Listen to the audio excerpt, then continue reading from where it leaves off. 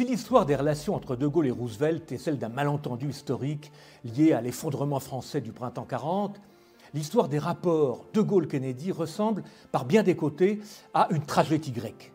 Le destin frappe à Dallas le 22 novembre 1963, juste au moment où le malentendu allait se dissiper. Certes, quand Kennedy arrive à la Maison-Blanche en janvier 1961, son prédécesseur Eisenhower est passé par là et les rapports franco-américains ne sont plus aussi exécrables qu'ils étaient du temps de Roosevelt.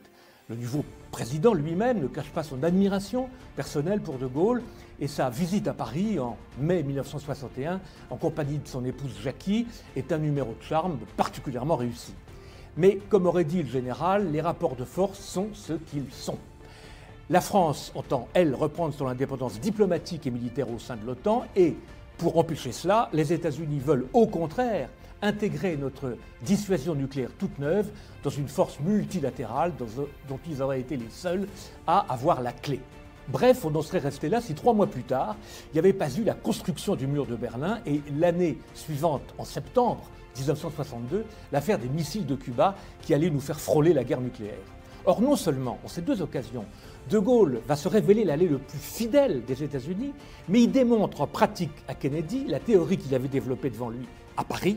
Dans les moments de grand péril, l'allié qui compte, l'allié qui pèse, c'est celui qui vous propose son aide librement. Ce n'est pas celui qui vous doit tout, qui est votre vassal et qui, au bout du compte, s'avère une planche pourrie.